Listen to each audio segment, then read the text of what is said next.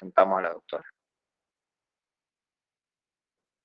Bueno, ahí me avisó en inglés que la grabación está siendo realizada. Buenas tardes a todos. En el día de hoy el tema que nos convoca es todo lo que debes saber sobre la dermatitis atópica.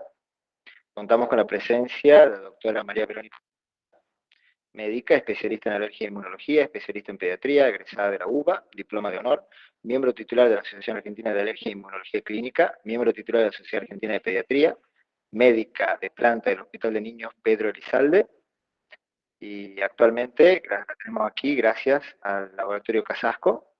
Del Laboratorio Casasco tenemos presente a Antonio Honorato, que es el gerente de Relaciones Profesionales. Muchas gracias por acompañarnos, Antonio, muchas gracias. En nombre del Consejo Directivo del Colegio Farmacéutico de Tucumán y de la Comisión de Asuntos Profesionales, a quien represento también, le damos a todos la bienvenida.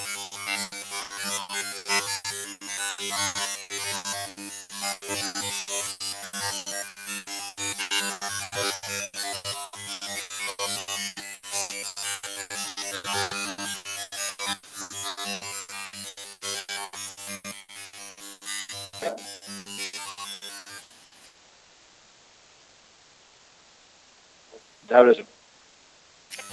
Bueno, no tiene buena conexión, Antonio.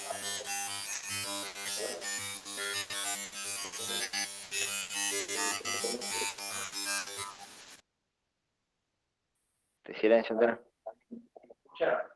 Te silencio yo, estaba haciendo interferencia.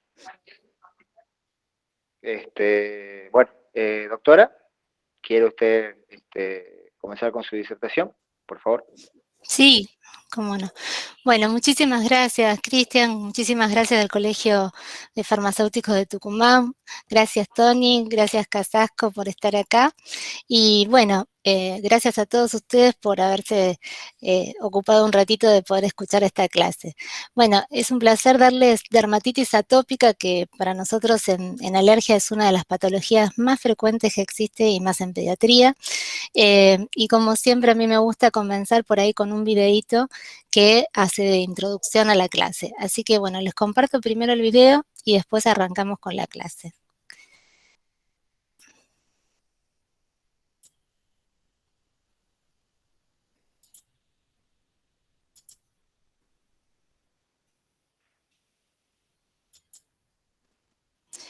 Cristian, decime si está bien, yo pongo. Sí, ahí se te ve. La dermatitis atópica se define como una inflamación crónica de la piel.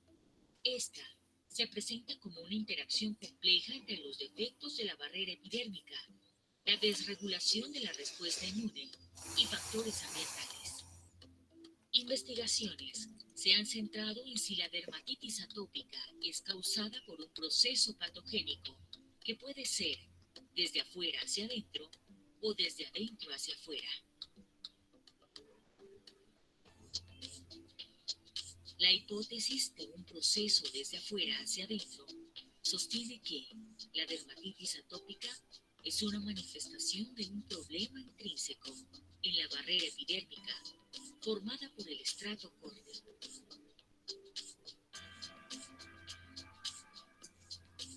Este modelo es soportado por varios genes que incrementan el riesgo de desarrollar dermatitis atópica, como es el caso de los pacientes con mutaciones en los genes que codifican la filagrina, una proteína estructural que cumple un rol importante en el funcionamiento del estrato córneo.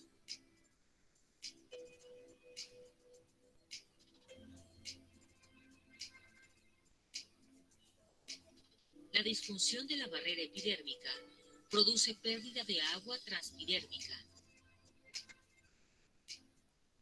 y la penetración de alérgenos y microbios, desencadenando una respuesta inmune innata y adquirida que incluye la proliferación de linfocitos TH2. Las investigaciones han comparado la piel sana y la piel con lesiones en pacientes con dermatitis atópica crónica y aguda. Como resultado, se ha visto que el número de células T es elevado, inclusive en la piel sana, sugiriendo que el proceso de adentro hacia afuera es inducido por respuestas inmunes aberrantes y puede ser un factor desencadenante de dermatitis atópica en ciertos tipos de individuos. En este modelo, la aparición de dermatitis atópica está asociada a una infiltración significativa de la piel por células T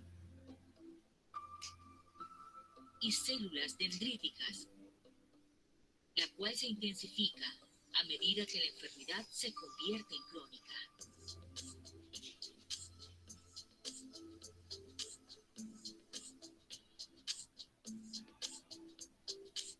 Tanto la dermatitis aguda como la crónica muestran niveles elevados de citoquinas, que son las principales impulsoras de la inflamación. La interleuquina 31 regula la formación de la barrera física de la piel, mientras que las interleuquinas 2, 4 y 13 promueven la diferenciación de las células T y la disminución de la filagrina y las ceramidas, que son componentes importantes del estrato córneo. Altos niveles de IL-4 y 13 puede también incrementar los niveles de eosinofilos. La actividad de estas y otras moléculas de señalización exacerban la inflamación local, activan a otras células inmunes y comprometen la barrera epidérmica, favoreciendo la deshidratación y debilitando las defensas antimicrobianas. Las desregulaciones de las vías del sistema inmune son utilizadas para apoyar investigaciones de terapias biológicas que tienen como objetivo citoquinas específicas, células inmunes en pacientes con dermatitis atópica moderada a severa. Por ejemplo, estudios recientes exploraron la eficacia y la seguridad de los anticuerpos anti-IL-5 en dermatitis atópica. Aunque los resultados generales fueron decepcionantes, ensayos clínicos han demostrado resultados con dupilumab, un anticuerpo monoclonal que se une a los receptores IL-4 alfa, bloqueando la señalización tanto para IL-4 como para IL-13. La dermatitis atópica es una enfermedad de presentación clínica variable en cuanto a severidad, persistencia, características de las lesiones, comorbilidades y respuesta al tratamiento, lo que refleja una heterogeneidad e intervención de mecanismos patogénicos desde adentro hacia afuera y desde afuera hacia adentro durante el curso de la enfermedad.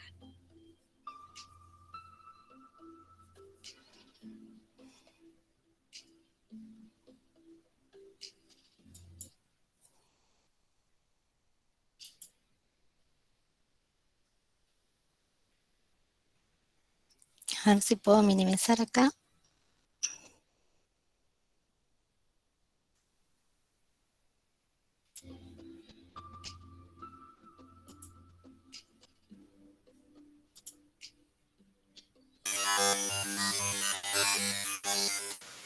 Ahí puedes poner, elegirlo, Verónica, y ponerlo al power. Ahí.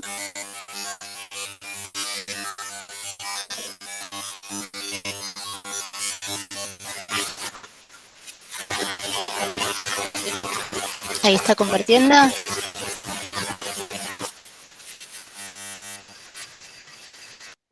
Sí, ahí está compartiendo. Yo escucho un sonido, ¿puede ser? ¿O lo escucho yo? Ahí va. Bueno, espero que hayan disfrutado un poquito de este video que es bastante aclarativo en función principalmente de la fisiopatología de esta enfermedad. Y me pareció bueno ponerlo en un principio porque es lo más a veces difícil de comprender y está bien graficado. Bueno, pero comencemos entonces a la definición, ¿no es cierto? O antes de la definición, ¿qué es la dermatitis atópica, no? Y uno se pregunta, y bueno, es una enfermedad de la piel, ¿sí? Principalmente inflamatoria, que va a afectar a la persona, principalmente a los niños, y va a producir una inflamación de tipo crónica, y además de eso, con periodos de recidiva y periodos que esté bien el paciente. Entonces, dentro de esta introducción, ustedes sepan siempre que se trata de una enfermedad alérgica, y para nosotros es una de las manifestaciones más frecuentes, las primeras manifestaciones que se ven, porque aparecen los niños más pequeñitos. Entonces, no solamente la vemos como, digamos, la patología alérgica más frecuente en piel, sino que también es una de las primeras manifestaciones que tenemos en edad pediátrica. Así que es súper importante poderla conocer, poderla diagnosticar y poderla tratar. Y seguramente ustedes también la van a poder tratar muy bien y la deben de ver con extrema frecuencia. Obviamente que, como toda patología alérgica, no va siempre sola. Generalmente va de la mano de otras patologías alérgicas y generalmente se acompaña en forma concomitante de rinitis, de conjuntivitis, de asma o muchas veces de alergia alimentaria. Por ejemplo, alergia a la proteína de leche de vaca. Es bastante frecuente. O alergia al huevo.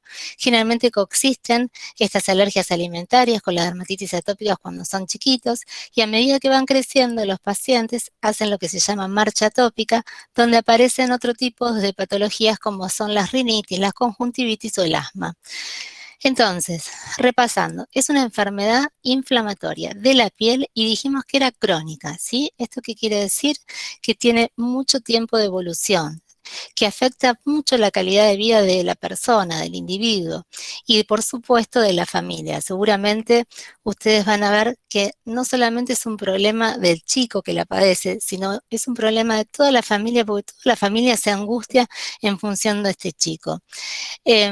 Bueno, como les dije antes, inicia en los primeros 2 años de vida generalmente y tiende a desaparecer en la etapa escolar, es decir, alrededor de los 5 años de vida. Pero hay algunos porcentajes de estos brotes que siguen en la enfermedad, siguen teniendo esta enfermedad por varios años. Obviamente, muy poquitos son los que debutan en edad tardía, es decir, por ejemplo, en la adolescencia, y muy, muy poquitos son los que debutan en la adultez. Y como les dije en el video del principio, la fisiopatología era lo que estaban escuchando, todavía no es clara. Sabemos que sí es multifactorial y vamos a ir desarrollando despacito todo esto. Entonces, dentro de la definición, ustedes tienen dermatitis atópica, ¿no? Dermatitis, todo lo que termina en itis significa inflamación en medicina. Entonces, bueno, sabemos que es una inflamación crónica de la piel. Y además, usamos que es atópica. ¿Qué quiere decir atópica? Es la predisposición genética a presentar una alergia. Entonces, bueno, en este término también se usa, además de dermatitis atópica, se usa el término de eczema para describir a las patologías que comparten estas características clínicas como un defecto en la barrera cutánea. Es decir, estos pacientes van a tener un defecto en la barrera cutánea y este defecto en la barrera cutánea nosotros le decimos eczema, ¿sí? Cuando decimos eczema es exactamente lo mismo. Y por supuesto que si está mediado por un mecanismo inmunológico, esto es por IgE, la inmunoglobulina E, le vamos a decir atópico o alérgico, ¿sí? Son sinónimos. Entonces, recuerden siempre que el eczema es esa patología, ese defecto en la barrera cutánea que tiene. Y cuando decimos atópico es porque está mediado por inmunoglobulina E, es decir, alérgico. Siempre que hablamos de alergia, hablamos de una alteración en digamos, de tipo inmunológico. Si no hay una alteración inmunológica, no existe la alergia. Entonces, del vamos tenemos esta definición que es súper importante.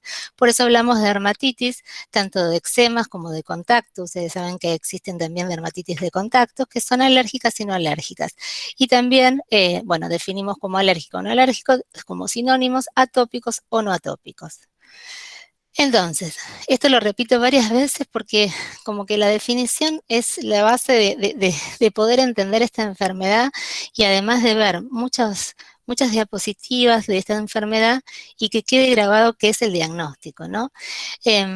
Dijimos que era una enfermedad sistémica. ¿Qué quiere decir sistémica? Que no abarca solamente la piel, van a ver que abarca también otros organismos, pero principalmente, obviamente, abarca la piel como un tejido de barrera dañado. Es multifactorial, es decir, producida por múltiples factores y se caracteriza entonces por una alteración de la barrera cutánea con una desregulación inmunológica, es decir, hay una inflamación siempre en la piel con eczema y una palabra clave, prurito, ¿sí? Es indispensable que el paciente tenga prurito. Paciente que no tiene prurito rara vez es una dermatitis atópica. Como les dije, era crónica, se da de a brotes, es recidivante y aparecen, por supuesto, exacerbaciones y remisiones. Y como les dije, es mucho más frecuente en niños. Bueno, esto es un poquito de historia para que sepan que ya desde el 1500 se describía con algunos de los pacientes que existían, incluso se pintaban y mostraban, por ejemplo, que en los chicos más pequeños se daban en determinadas localizaciones y en los más grandes en los pliegues, como los vemos acá en esta foto. Después ya lo vamos a ver en otra diapositiva, pero de acuerdo a la edad modifica dónde se va a ubicar la lesión, que es el eczema. Para hablar un poquito de epidemiología, los niños la pueden tener en un 1 a un 20%, generalmente ocupa un 20%, y en la adultez va disminuyéndose, fíjense, a un 3%.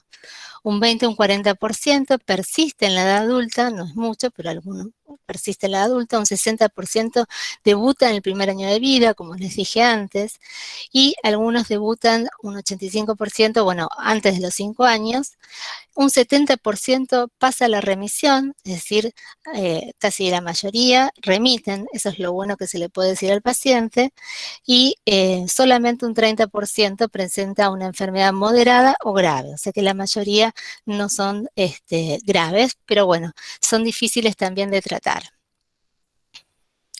Con respecto a dónde figura más, si en el sexo femenino o masculino, fíjense que se afectan por igual hasta los 6 años, pero a partir de esta edad comienza a ser más prevalente en las niñas.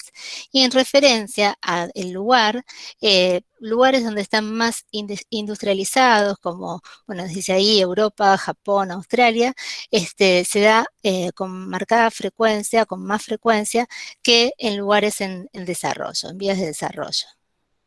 Esto es un gráfico de lo que le estabas diciendo antes, donde aparecen las edades de los distintos pequeños y la evolución hasta cuando remiten, ¿no es cierto? La dermatitis atópica, que nosotros le decimos persistente, intermitente, y ya cuando está en periodo de remisión. Esto es el mismo gráfico, de otra manera lo ven acá, en la edad de niños, ¿sí? Y cómo es la evolución. Bueno, ¿y cuáles decimos que son los factores protectores y factores de riesgo?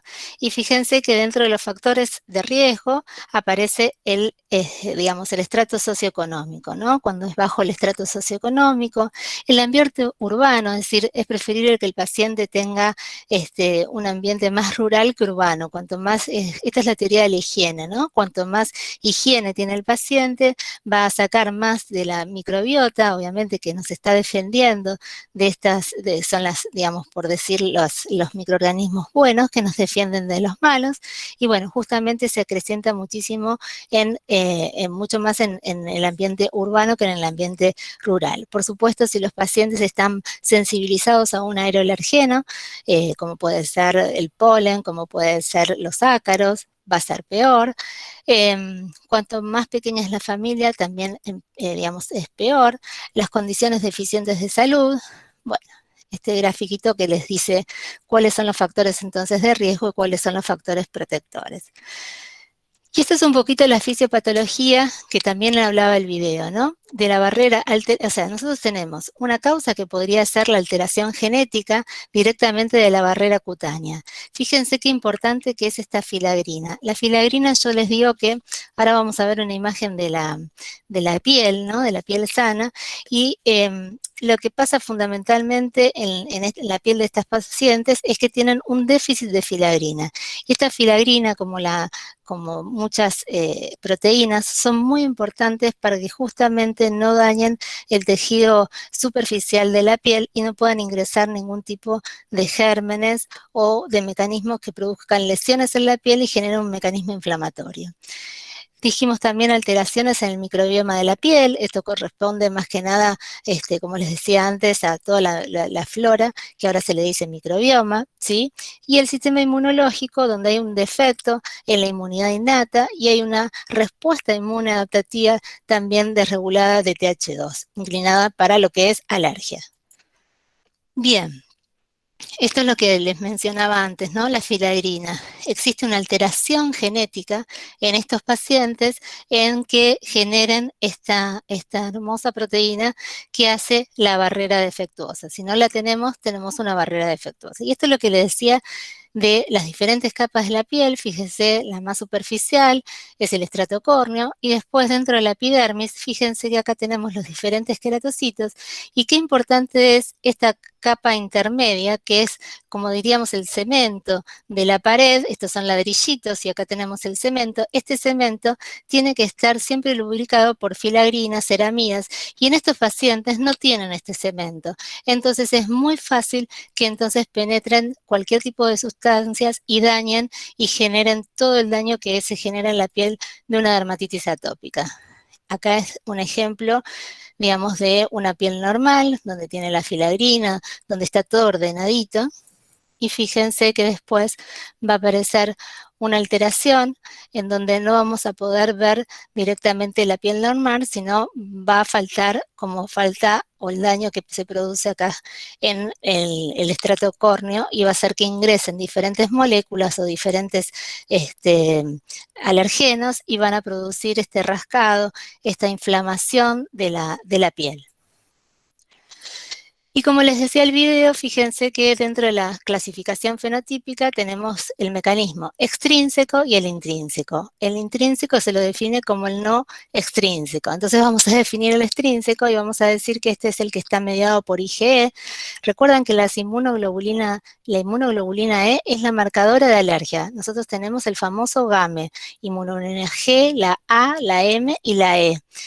La E es la que nos marca alergia, ¿sí? Entonces cuando ustedes vean un total, en realidad es mayor a 100 en los chicos, acá les dice 200, pero en general mayor a 100, ya hablamos de que tiene un componente alérgico. Y por supuesto tenemos que buscar la sensibilización a aeroalergenos, que son alergenos, por ejemplo, como les dije antes, que pueden ser indoor o outdoor, es decir, dentro de casa, fuera de casa. Esto puede ser aeroalergenos como los ácaros, o si no también pueden ser pólenes, que son los que están fuera de casa. Y también alergenos alimentarios, que son, como les dije antes, los más frecuentes: huevo, leche, soja. Bueno, esta es la manera de verlo gráficamente, ¿sí? La clasificación de endo y fenotipo, ¿sí? Ir un poquito más profundo todavía, y vemos que los sensibilizados alergénicos tienen un aumento de los linfocitos TH2, tienen aumento de la inmunoglobulina E, y en algunos casos también podrían tener un aumento de los linfocitos TH1. Conclusión, va a haber todo un sistema inflamatorio que está alterado por debajo de la capa córnea. Y con respecto también a la fisiopatología, fíjense que las lesiones se van a dividir en lesiones agudas, en lesiones subagudas y en lesiones crónicas. O sea, nosotros podemos ver diferentes estadios en la piel de estos chiquitos en función de qué momento de la vida comenzó todo esto. Y fíjense, las lesiones agudas, es decir, las recientes, ¿no? Donde hay una disminución de la filagrina, donde hay péptidos antimicrobianos, también están disminuidos, por eso estos pacientes tienen mayor tendencia al rascado y a la sobreinfección. Lo que vamos a ver es eritema, es decir, la piel se pone roja, edema, pápulas, es decir, lesiones sobrelevadas, y algunas vesículas. Eso lo vemos en la lesión reciente, aguda. Ahora, cuando pasamos un poquito de más tiempo, vamos a ver más escoriaciones, exudación, ¿sí? Fíjense la foto de acá de este bebé, ¿eh? Y es producida, como decía también en el video, por algunas interleuquinas, principalmente la interleuquina 31. Y con respecto ya a las lesiones crónicas, como ven acá abajo, por intenso rascado, ya veo costras o veo lignificación, que es el engrosamiento de la piel. Ahora vamos a ver algunas fotos para poder ver todo esto que les estoy diciendo. Bueno, y por supuesto, como les dije antes, coexisten siempre con algunas comorbilidades como puede ser el asma, la rinitis alergia y la alergia alimentaria. En el caso de estos pacientes, realmente producen trastornos en la calidad de vida, la verdad que los pone muy nerviosos, ¿sí? Y entonces produce trastornos ¿en dónde? En el sueño, porque por supuesto se les pica, llegan a producir depresión en algunos adolescentes, y trastornos alimentarios. Entonces, como les decía antes, también va a depender de la edad del paciente en dónde ubico las lesiones, en dónde ubico el eczema. Fíjense que hay 3 lesiones que son elementales, les decimos, es decir, tiene que estar sí o sí. Uno es el eczema, otro es el prurigo y otro es la liquenificación. ¿Y cómo lo definimos el eczema? Era como les decía antes, el eritema, ese edema, esa vesiculación y aparición de costras. El prurigo es una pequeña pápula con vesículas y que se va pasando a costra a medida que el paciente se va rascando. Y después tenemos también la liquenificación, que es cuando ya las lesiones están bien engrosadas y con los surcos bien marcados. Entonces, en los chiquitos menores de 2 años, fíjense que las ubicaciones de estas lesiones las podemos ver en las mejillas, en la cara principalmente, en las lesiones que son más extensas, ¿sí? en los brazos extensores y también alrededor de donde está la zona del pañal. En cambio, cuando los chiquitos van creciendo, fíjense que se ponen más en las zonas van desapareciendo un poquito, si bien tienen en las mejillas, van desapareciendo y aparecen más que nada en las zonas de pliegues. Fíjense, lo más marcado es la zona de pliegues, igual que los pliegues posteriores de las piernas.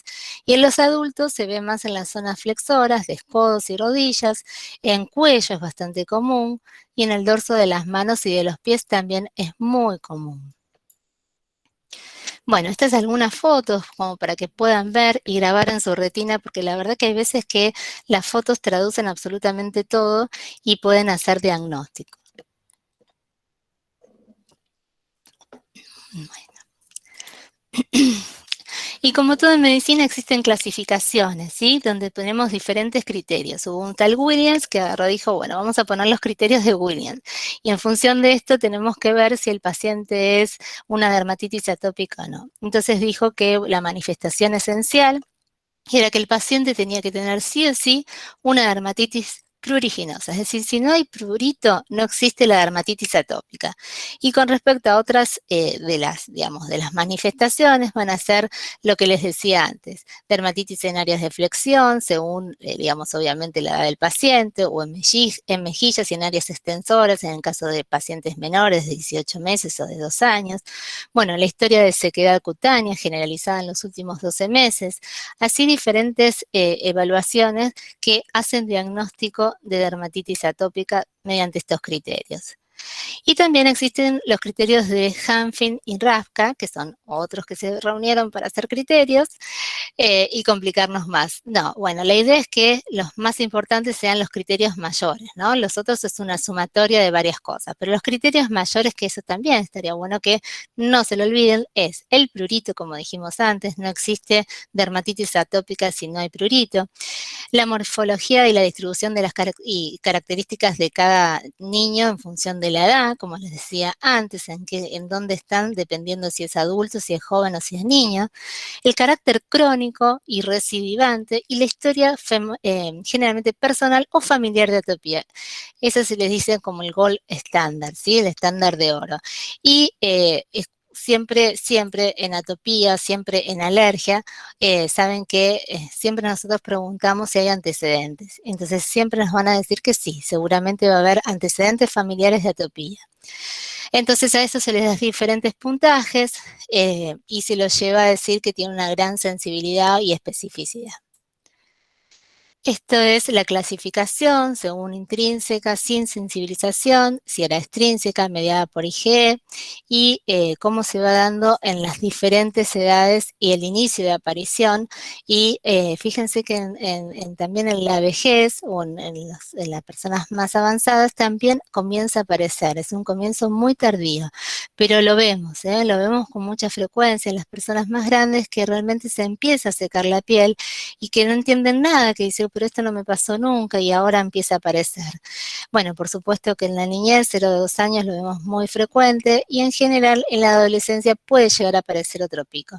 Pero los mayores picos los tenemos en los chiquititos hasta los 5 años y fíjense en los adultos mayores. Bueno, esto es lo que les decía antes, la clasificación según los fenotipos de tipo TH1, TH2 o inmunoglobulina E. Esto es difícil de establecer, pero se puede pedir en sangre y nosotros determinamos si es de qué tipo es, qué tipo fenotípico tiene. Y también usamos nosotros algunas clasificaciones para ver las escalas de gravedad. Estas escalas de gravedad se determinan a través de dos escalas. Una que es el score, que a veces los tenemos en el celular. Esto es para tener un mismo idioma, porque por ahí compartimos la patología con dermatología, que es muy frecuente que la compartamos, y nosotros tenemos que compartir un criterio común de gravedad. Entonces le decimos si es leve, si es moderado o grave, de acuerdo a estos criterios, de acuerdo a la extensión de la superficie afectada, de acuerdo a la intensidad del eczema y de acuerdo a los signos de prurito y a insomnio. Fíjense que estas dos palabras son fundamentales para ver la escala que tiene el paciente de si esto es moderado, si es leve o si es grave. Y esta es otra de las escalas que se llama EASI, también lo podemos ver, lo podemos poner en el celular, existe como si fuera es una aplicación que vamos poniendo de acuerdo a cómo vemos, si tienen los surcos, si te aparecen en diferentes lados los eritemas, si es más liquenificante, si está más avanzado, y también nos va a dar un score. Esto es lo que acepta la Sociedad Europea, por eso se llama EASI, como más importante, ¿no? Como el EASI. Pero bueno, son diferentes formas que lo que hacen es sacar un poquito de subjetividad y hacerlo un poco más objetivo para poder, ya les digo, comparar, por ejemplo, con otro servicio o comparar un paciente y estar hablando el mismo idioma. Básicamente es eso. Bueno, entonces, en forma resumida, los índices de gravedad lo podemos decir como leve, cuando solo observo erupciones leves independientemente del área, moderado, si ya se observan erupciones con inflamación grave en menos de un 10% de la superficie corporal, grave cuando ya afecta entre un 10 a un 30% de la superficie corporal y muy grave, obviamente, en más de un 30% de la superficie corporal. Esto es lo que determina el índice de gravedad en resumidas cuentas. Y esto tiene que ver también con un grado de, digamos, un estudio que le preguntamos al paciente si interviene en su calidad de vida. Entonces, ¿cómo es en forma diaria, no? Entonces, si tiene afectación de la vida del paciente, si no la tiene, si tiene poca, si tiene moderada, si realmente afecta, produce sueño, produce insomnio, no puede ir a trabajar, o el paciente no puede jugar, no puede ir a la escuela. Bueno, esto también determina el grado de dermatitis atópica. Y cómo tenemos que, ¿por qué es importante esto? Porque vamos a ver cómo tenemos que tratar al paciente. Bueno, estas son imágenes muy claras de dermatitis atópica, también para grabar en la retina y que no se vayan más y poder establecer. Esto es un poco exagerado, pero es una foto donde ven la sequedad de las lesiones, ¿sí? Las lesiones, miren, estas son típicas, lesiones por rascado. Bien típico de la dermatitis atópica. En este caso ya está un poquito exudado, es decir, tendiente a la infección. Acá ya damos antibióticos de piel. Acá está liquenificado, bien rascado. Bueno, este es un paciente que se agudizó, que tenía un problema inmunológico y muchas veces esto llama a los virus y se ha hecho un herpes virus. Este también es un paciente con defectos importantes inmunológicos, principalmente de tipo de la barrera innata y produce lesiones graves. Fíjense que en los adultos se puede ver más en las lesiones de cuello. Esto es característico, en los adultos también se ven estas lesiones de rascado. Es tremendo cómo le produce al paciente estas lesiones serias de rascado y viene desesperado pensando qué fue lo que les pasó en la vida, porque nunca le había pasado nada y de repente le apareció todo esto. Bueno, hasta ahora vimos entonces cuál era el diagnóstico, cómo teníamos la definición, cuál eran los diferentes síntomas que tenían y dónde afectaba dependiendo del paciente. Y vamos a ver entonces cuál es el tratamiento de este paciente. Fíjense que en el medio dice educación, ¿sí? Es fundamental la educación del paciente, porque si yo no le enseño que esto lo va a tener y que, digamos, es crónico y que se tiene que principalmente, por ejemplo, poner emolientes porque tiene la piel seca, el paciente no va a dejar nunca de rascarse. Y obviamente va a generar un círculo vicioso y se va obviamente a lesionar. Entonces es sumamente importante tomarse un segundo y decirles, miren, esto es una enfermedad crónica que tiene recidiva, que estamos esperando que por ahí cumplan los 6 años para que esto se le vaya, pero que tenemos que tener mucha paciencia y que tenemos que ayudar al paciente mediante ¿qué? Y una de las cosas es el baño y la humidificación. ¿Por qué? Son baños más que cortitos, ¿sí? Deben durar por lo menos, no como está este pacientito, haciéndose la ducha bajo 10, 20 minutos, sino tiene que estar menos de 10 minutos en la ducha. Entonces, bueno, la idea no es el baño de inmersión justamente porque el paciente está deshidratado, ya de por sí tiene la piel seca. Entonces, si yo lo dejo 20 minutos en el agua, ni bien sale de la ducha, le va a picar absolutamente todo. Entonces, es sumamente importante el baño con la humidificación, usar geles de ducha. Estos geles de ducha generalmente son bien cerosos o del tipo System, bien cerosos, es lo más importante. Identificar, obviamente, cuáles son los desencadenantes. Depende del paciente, podríamos tener algún desencadenante, por ejemplo, los ácaros. Después, bueno, obviamente el uso de medicamentos. Le vamos a dar medicamento a estos pacientes si con la hidratación sola no lo mejoramos. Y si existen signos o algún síntoma de infección, vamos a tratar la infección. Estos son los famosos prick-tests que nosotros hacemos habitualmente en el consultorio, donde ponemos los diferentes alergenos, desde ácaros hasta también alergenos alimentarios. Por supuesto, para hacer esto tenemos que tener en el brazo un tejido de piel sano, también se pueden hacer en la espalda, pero es mucho más cómodo en el brazo. Y lo que hacemos es poner un control negativo y un control positivo. El control negativo es solución fisiológica, el control positivo es histamina. Con estas lancetas que se ven acá, se hace una pequeña incisión y se deja reposar durante 10 minutos en el antebrazo y se ve cómo es las características de cada uno. Si hizo una pápula o no, en función del control positivo y negativo, vamos a decir que el paciente es alérgico a determinante aeroalergeno o a determinante alergeno alimentario. Entonces, en el caso, por ejemplo, de que fuera alérgico al huevo, lo que vamos a hacer es retirar el huevo, ¿sí? Sacar ese alergeno. En el caso de que sea un alérgico a la leche, vamos a retirar la leche y va a mejorar esa dermatitis atópica. Y en el caso que sea, por ejemplo, alérgico a los ácaros, lo que vamos a poner es inmunoterapia para estos ácaros para desensibilizarlo contra los ácaros. Son los 3 ejemplos más frecuentes. Y tenemos entonces para el tratamiento una especie de escalerita y van viendo donde empieza como una terapia inicial de base, donde esta inicial de base va a repetirse siempre, o sea, se van sumando, pero nunca es que es lo que dice solamente en el cuadrito, ¿no? Van sumando a medida que suben de escalerita. Entonces, en la etapa de base mínimo, lo que tengo que hacer es educar, como les dije, emolientes, baños de aceites, baños cortos, evitar alergenos relevantes, ¿sí? Más que nada si están sensibilizados, por ejemplo, a la leche o, por ejemplo, al huevo. Si subo un poquito más, ¿sí? Donde ya tengo el eczema transitorio, voy a usar una terapia con corticoides tópicos, ¿sí? Estos después los vamos a ver, o inhibidores de la calcineurin, bueno, lo vamos a ver más adelante cada uno de ellos, pero básicamente recuerden el esteroide tópico, es decir, las cremas con corticoides y inhibidores de la calcineurina, ¿sí? Cuando es moderada, le vamos a sumar, ¿sí? Tacrolimus, el esteroide tópico que veníamos, y a esto le sumamos fomentos húmedos o también podemos hacer fototerapia. Por supuesto que en estos pacientes es sumamente importante la terapia psicológica y la terapia climática, es decir, que esté bien ventilado el lugar donde está habitando, ¿sí?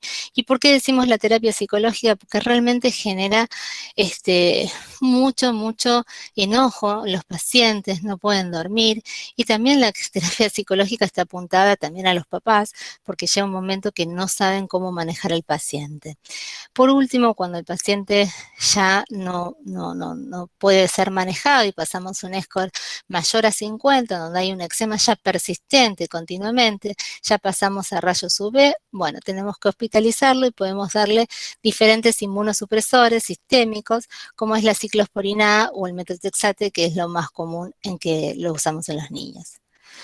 Y fíjense, en los adultos es prácticamente igual, ¿sí? Educación, emolientes, aceites, evitar alergenos, esto venimos exactamente igual. Este también es igual, con esteroides tópicos, inhibidores de la calcineurin. Fíjense que acá también vamos igual, con terapia UV. Y por ahí acá vamos a ver que, si bien es lo mismo, podemos agregar el dupilumab, ¿sí? El dupilumab está aceptado en mayores de 12 años por ahora y se está intentando incorporar en aún más chicos, ¿sí? Está todavía en proyecto, pero bueno, se están haciendo algunos exámenes. En Estados Unidos ya está aprobado. Y esto fundamentalmente iría en pacientes que son IgE elevados, ¿no? Si tienen la IgE elevada, si no, no. Muy bien, un poquito de hidratación. Bueno, este que es mentol que les dice acá, la verdad es que no lo usamos tan seguido, pero está descrito dentro de la bibliografía y por eso se los puse. Por supuesto que todo lo que sea ácido hialurónico, hidrate, va a ser excelente. Los antimicóticos a veces lo usamos dependiendo de lo que vemos, ¿sí? Pero muchas veces estas lesiones hacen que se forme un honguito y tengamos que usarlo. Y los antiinflamatorios, por supuesto que son los que más usamos, son obviamente inhibidores de la ciclooxigenasa y disminuyentes de todo lo que es lo proinflamatorio. Ahora lo vamos a ver. Bueno, ¿qué mecanismo de acción tiene cada uno? Los emolientes lo que hace es ayudar a esta barrera de la piel que estaba dañada, a transmitir señales celulares, a darle una textura y un aspecto a la piel importante. Cuando hacemos algunos oclusivos, nosotros bloqueamos la evaporación del agua. Fíjense que estos pacientes tienen las dos cosas, sequedad, no solamente porque no tienen emoliente, no tienen filagrina, sino además porque se evapora el agua. Entonces, por eso a veces se hacen vendajes oclusivos. Humectantes, obviamente porque atraen el estrato córneo, atraen agua, y proteínas, todo lo que sea rejuvenecientes para aumentar las proteínas esenciales de la piel. Corticosteroides tópicos son antiinflamatorios, inmunosupresores por medio de la regulación de genes de citocinas y proinflamatorios. Es decir, ustedes saben que los corticoides son el principal gran antiinflamatorio que se ha creado. Actúan en forma no específica para suprimir todas estas citoquinas proinflamatorias y, por supuesto, que interfieren con todos los linfocitos T, macrófagos y células que están procesando estos antígenos. Y acá les dejé un poquito cuáles eran las clases que tenían de diferentes corticoides y de diferente intensidad en los corticoides.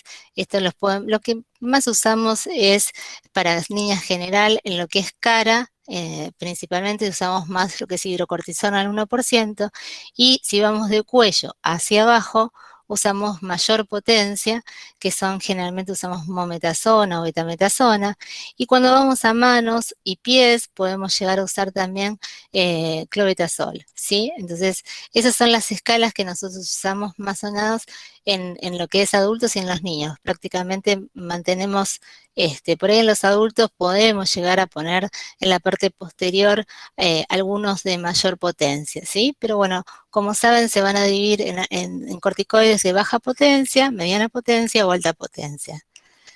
Se pueden usar las compresas húmedas, en algunos casos, como les dije antes, de dermatitis moderada o graves, donde lo que hago es tapar para que no se deshidrate.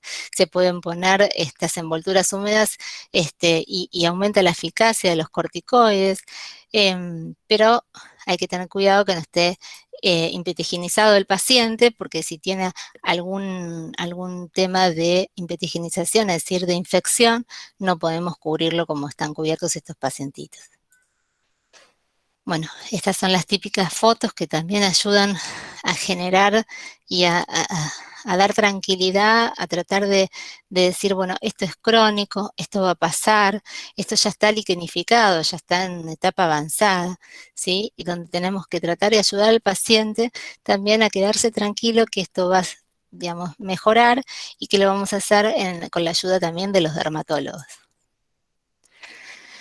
Bueno, los inhibidores de la calcineurina, generalmente usamos el tacrolimus como más, el que más usamos, y tratamos de usarlo, fíjense que produce sensación de ardor, por lo que no se usan lesiones abiertas, ¿sí? Entonces, en general, cuando las lesiones están muy abiertas, podemos usar corticoides, pero no tanto tacrolimus. Cuando ya las lesiones empiezan a cerrarse, es donde empezamos a usar el tacrolimus, ¿sí? Es el que más usamos en pediatría también, después de los esteroides tópicos. Inmunoterapia. Bueno, como les dije antes, hay algunos pacientes que están sensibilizados a los ácaros principalmente, entonces por supuesto que podemos desensibilizarlo contra los ácaros para que justamente disminuya y la verdad que mejora muchísimo, muchísimo los pacientes. Bueno, estas son las indicaciones, obviamente tiene que haber una IgE demostrable y específica, como con cierto alergeno. Nosotros les pedimos IgE específica a todos los pacientes, si no le podemos hacer prick test contra todos los ácaros, por ejemplo, dermatofarinae, dermatoteronissimus, blomia, esos son los más comunes. Y van a ver que estos pacientes generalmente coexiste no solamente la dermatitis atópica, sino que van a tener otras enfermedades alérgicas como son la rinitis y el asma. Los antihistamínicos, bueno, por supuesto que si no podemos lograrlo con tratamiento local, vamos a los antihistamínicos. Principalmente, al principio usamos más que nada los que son de tipo sedativos, cuando el paciente no puede más, que son los antiguos, como puede ser la difenidramina, como puede ser la hidroxicina, principalmente, pero una vez que el paciente está mejor, la verdad que son mejores los de última generación, como la fexofenadina, que es el que mejor ha demostrado en piel la mejoría. También podemos usar cetiricina, y loratadina está descrito, pero no es el mejor. También es importante arreglar todo el microbioma que tiene el paciente. Le podemos también dar, por ejemplo, lisados bacterianos, o por ejemplo podemos usar algunas, digamos, todo lo que sea, yo les digo enterogermina es la palabra comercial, pero bueno, sería todo lo que ayude a mejorar la flora bacteriana, ¿no? Los probióticos, los prebióticos, eso sería muy bueno para mejorar el paciente también la flora bacteriana o la microbiota. Bueno, los esteroides sistémicos se usan también, es decir, por vía oral, y en casos graves o en casos de exacerbaciones. Es importante saber que va a producir unas alteraciones como defectos en el crecimiento, o sea, no lo podemos usar en forma continua, pero cuando el paciente está realmente que no puede más, usamos los esteroides sistémicos. Por supuesto, no si tiene cataratas. Bueno, ustedes son los efectos adversos de cualquier corticoide. Tratamos de usarlo durante 7 días a dosis completa, después 7 días a media dosis y por último intercalados por 3 días. La exposición solar, por supuesto, mejora durante el verano, ¿sí? Le decimos que se pueden exponer 15 a 20 minutos en las horas que se puedan poner. La fototerapia es útil en los casos de moderado a leve, donde hay un 50% de mejoría. Bueno, tiene un efecto también antimicrobiano. Y después ya pasamos a los inmunomoduladores, como les decía antes, la ciclosporina A, que es uno de los más frecuentes, y si no también podemos usar azatioprima o metotrexate, pero esto lo usamos más que nada en pacientes que ya están internados. Bueno, como les decía antes, el uso de prebióticos y probióticos es una de las cosas más aceptadas. Y como les decía en el video, lo de última generación, que ya tienen los anticuerpos monoclonales, ¿sí? El que más se está usando ahora es el dupilumab, y bueno, acá lo tienen con los diferentes, por supuesto, esteroides, y está aprobado, como les dije, en pacientes adultos, ¿no? Son anticuerpos dirigidos con la interleuquina contra la interleuquina 4 y 13, que son los más frecuentes involucrados en la alergia, ¿sí? Estos son otros que también se recomiendan.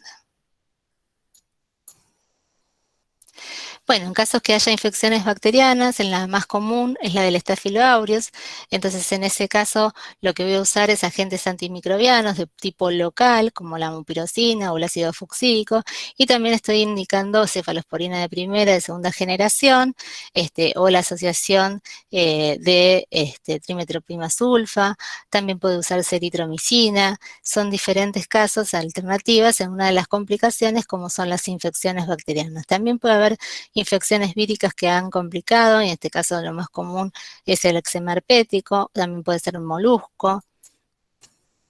Bueno, esto es también por los hongos, este es el caso de un lupus eritematoso que está asociado, un caso clínico importante de un paciente inmunodeficiente.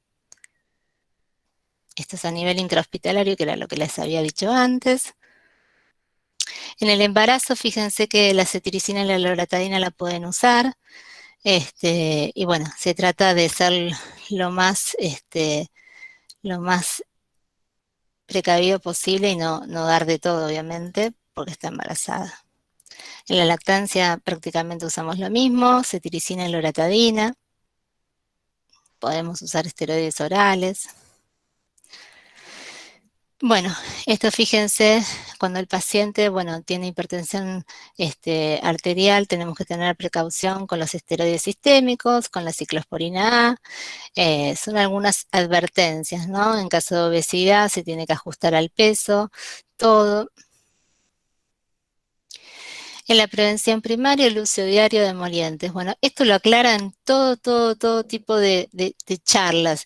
Es una pavada, pero es importantísima. El emoliente es importantísimo, el paciente se lo ponga 2 veces por día mínimo. Tanto, bueno, reduce el riesgo a los 6 meses, como les dice acá, y es sumamente importante usarlo. Y en el caso de prevención también secundaria, el uso diario de emolientes previene y retrasa las exacerbaciones.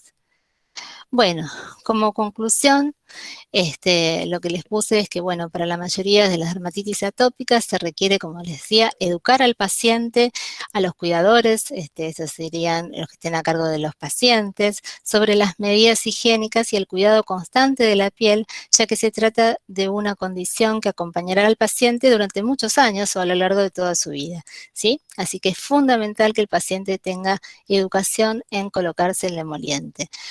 La dermatitis atópica es una enfermedad, como les dije, inflamatoria, crónica, recidivante y pruriginosa. Creo que es una de las cosas también más importantes para que la recuerden siempre, que afecta tanto a los chicos como a los adultos, ¿sí? Y a pacientes en edad prolongada también, y produce una gran alteración en la calidad de vida de los pacientes. Bueno, buscar siempre si existe infección concomitante como virus, hongos o bacterias también es importante. Bueno, les agradezco muchísimo y estoy para compartir cualquiera de las preguntas que necesiten. Ahí dejo de compartir.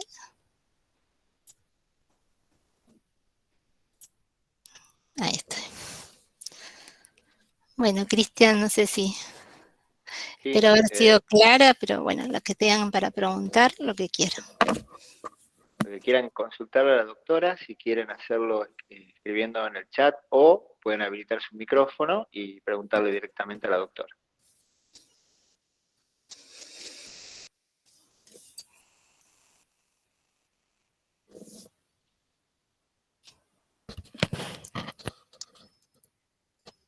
¿Alguna consulta?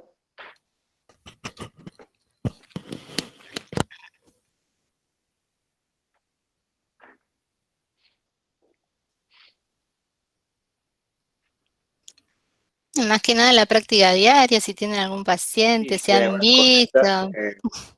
Exacto, a ver cuál es la consulta de mostrador que más recibe en su farmacia. Claro. La doctora le va a contestar. ¿Lo ven, no lo ven? Yo pienso que lo ven.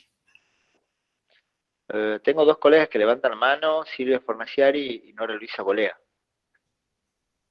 Nora, ok. No tenés habilitado tu audio, Nora.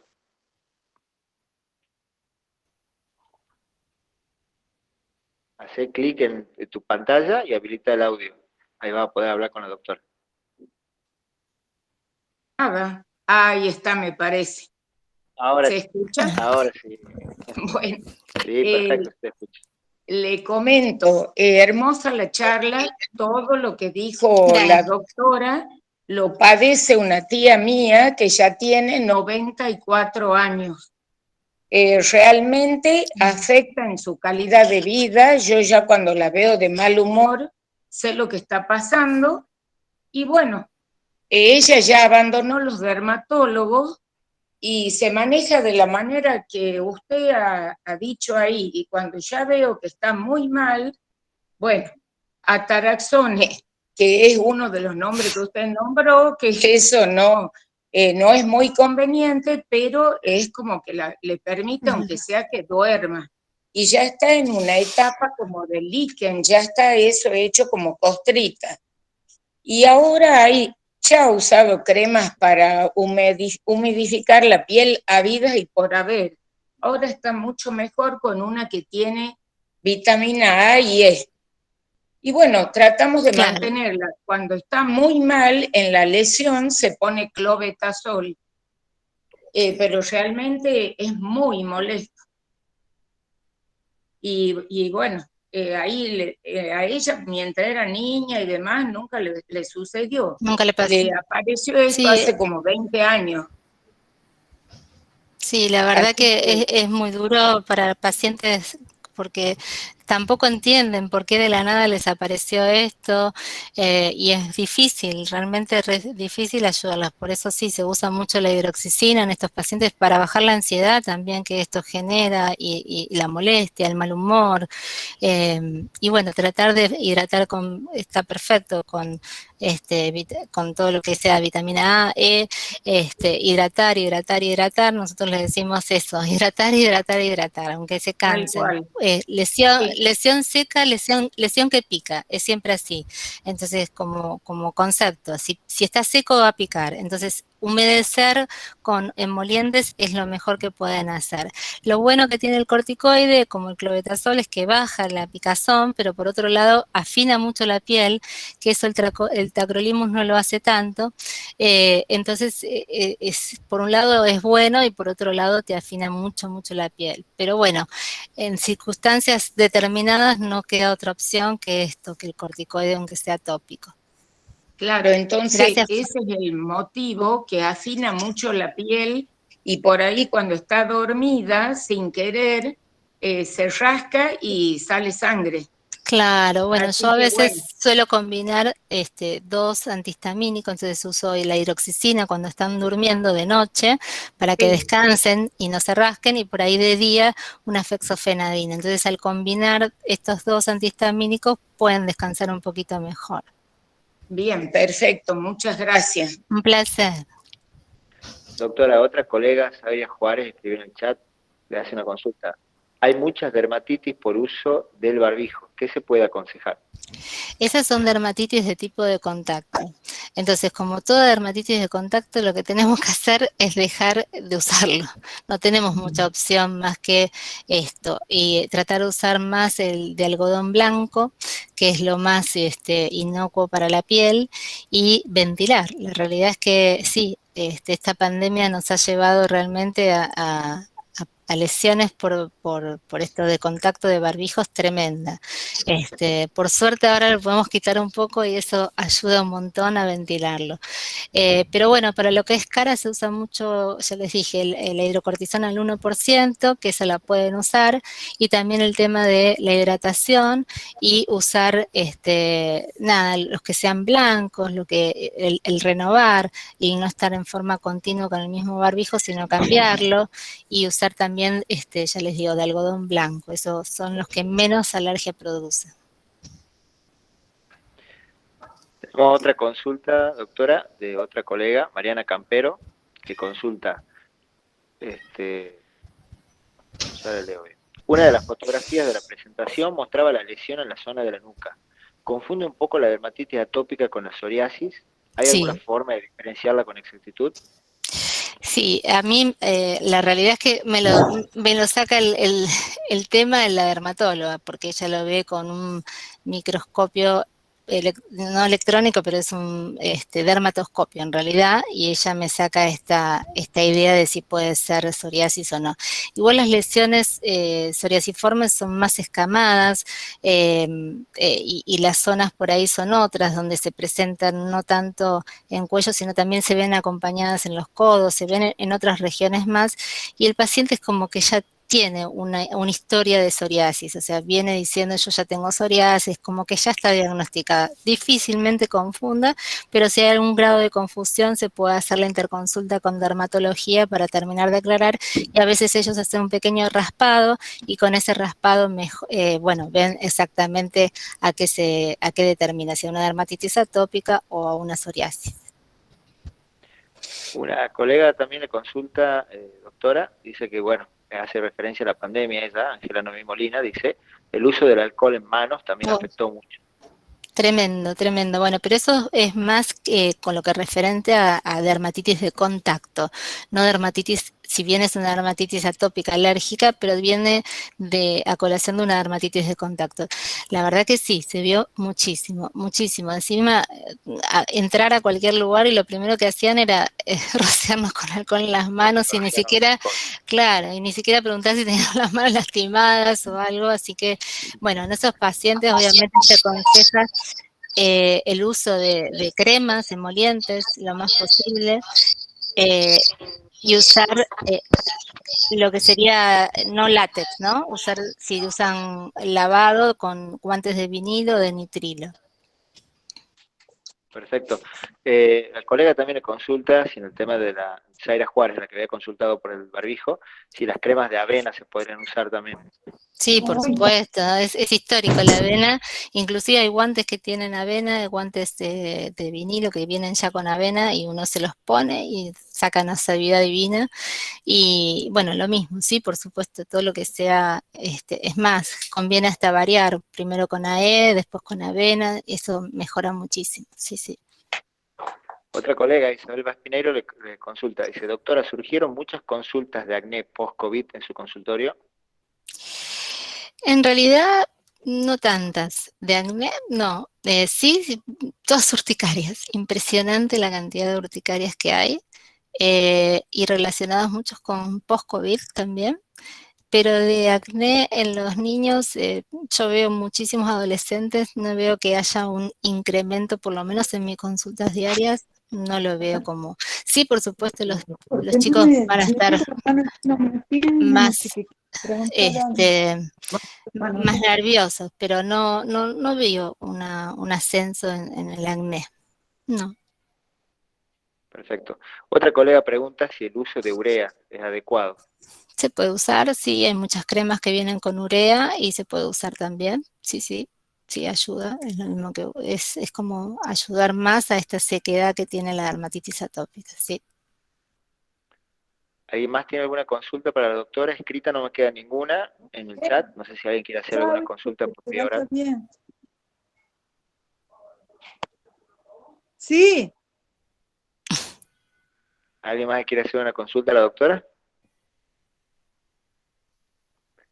Bueno, Mariana Campero le dice que muy didáctica la presentación, excelente el tema, doctora, muy bien expuesto. Muchas gracias a la doctora y a los Gracias. organizadores del colegio. Zaira Juárez también le dice que excelente, muchas gracias.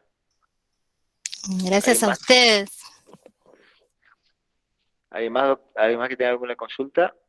Orlando Vélez le dice excelente, muy clara. Isabel Vaspinero le dice muchas gracias. Bueno, todos los colegas lo están saludando, por lo visto no hay otra consulta para usted. Doctora, muchísimas gracias por estar hoy acá, muchísimas gracias a los colegas. Un Acá estoy yo placer. sentado con Antonio Honorato de Casasco, que es quien auspicia esta charla junto con el Colegio Farmacéutico de Tucumán. Voy a poner la vista amplia para que se lo vea Antonio. Tenemos un problema de conexión, por eso no se puede conectar. Antonio Honorato, él es el gerente de Relaciones Profesionales del Laboratorio Casasco. Buenos días, Antonio. Buenas tardes, perdón. Muchas gracias por estar acá con nosotros.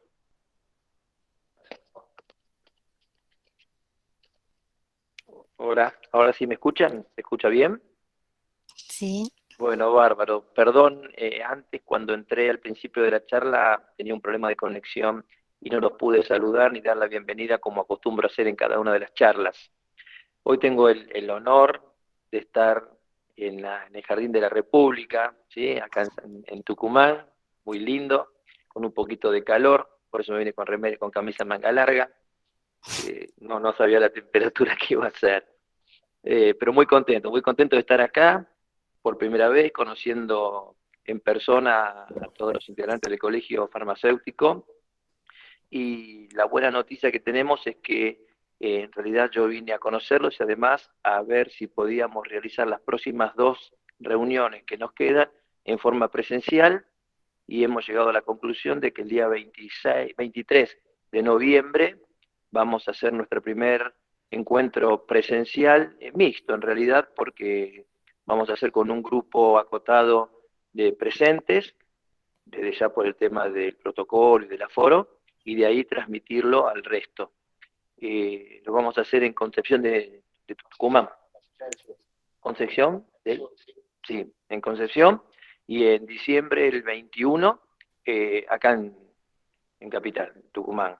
Así que es una alegría que nos podamos ver las caras más allá del Zoom, ¿no es cierto? Que en forma presencial. Ojalá que de acá a esa fecha nos acompañe el tema de la pandemia, ¿no? Que siga así, digamos, que no crezcan los casos y tengamos que volver todo para atrás.